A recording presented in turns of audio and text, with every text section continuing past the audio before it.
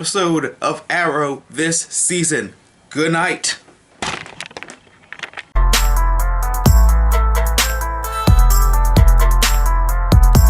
That's not my review, although it pretty much does sum it up. What's up, guys? Welcome to my channel. This is Mr. Dark Phoenix, here where Superman, Batman, and Spider-Man bring in you guys some Arrow. This is the first time you're catching my channel. Hit that subscribe button because I post nerdy content every week, and I'd love to have you guys a part of the nerdy, geeky family that we have here on YouTube. If this is the first time you're catching my channel, be aware. This is going to be spoilers because there was a bunch of stuff going on in this here episode of Arrow, so just be wary of spoilers, and if you have seen it, come back when you haven't. If you have seen it, let's jump on in to the newest episode of Arrow. Haunted.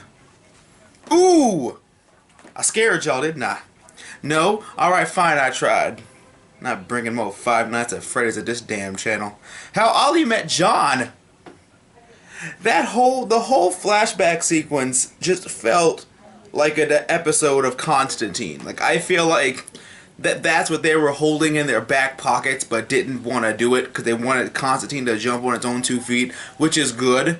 But it's like, it sucks that the show got canceled and we never had the chance to see anything else. But this is how they met. It's really simple. He was on the island with him, and actually it makes a lot of sense. Lian Yu still has secrets, and that shit was mentioned like, what, season 1? And it's still 3 seasons later and they still got stuff that we don't know yet. So, that's always a good thing. Sarah becomes a spirit of vengeance. Again, would have been great if we would have seen, oh, I don't know, the cop who turned out to be the spirit of vengeance, been like, hey, you're a spirit of vengeance too. I like you. I like that.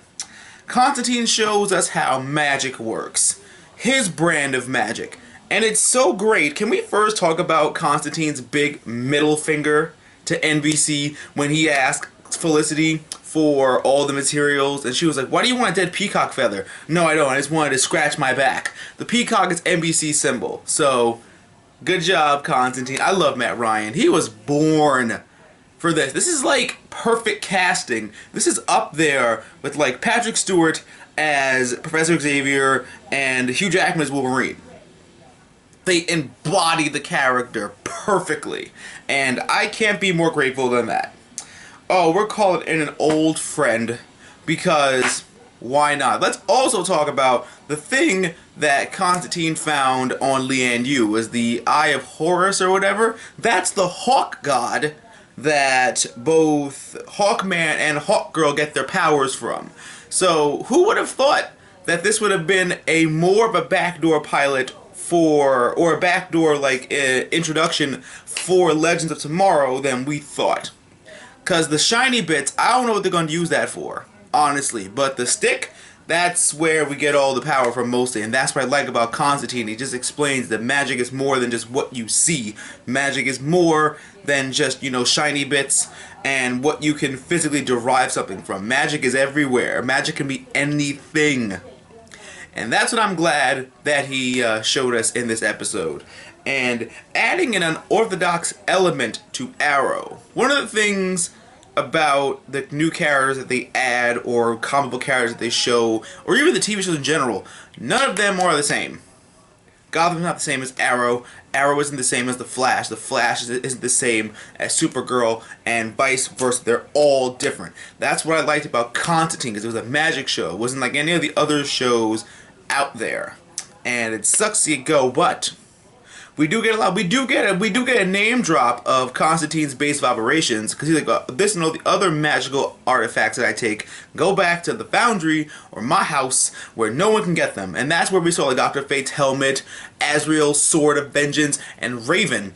I'm telling you guys, I will leave the card here for my Constantine playlist review to have you guys know that Raven was in Constantine.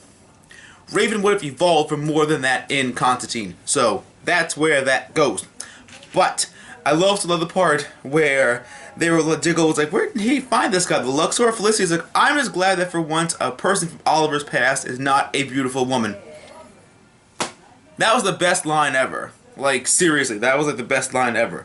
Into the soul room we go, where Constantine kills an Al Ghul. Wow, that scene was actually fun, except for the whole, like, ironically being armed to the teeth in costume. But still, it was good. Why doesn't Laurel use her canary cry anymore?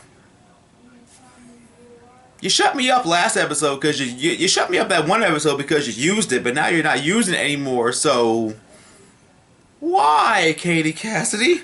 Why? But history and present, we all still remain united. Matt Ryan got to touch Stephen Amell's abs, and I am very upset about that, but very upset. Let me use a magical spell where that could have been my hand. Or will be my hand one day. It will be. Oh god, I love them both so much. I love this episode so much. I hate the fact that they let Constantine go. Please, put Constantine on the CW. Get rid of Vampire Diaries. It's going way off the deep end regardless. And you're talking to a fan of Vampire Diaries. I haven't watched the new season yet because it still pissed me off last season. Let Supernatural go. Anyone that tells you that Constantine bit off Supernatural, punch them in the face. Because Supernatural bit off Constantine.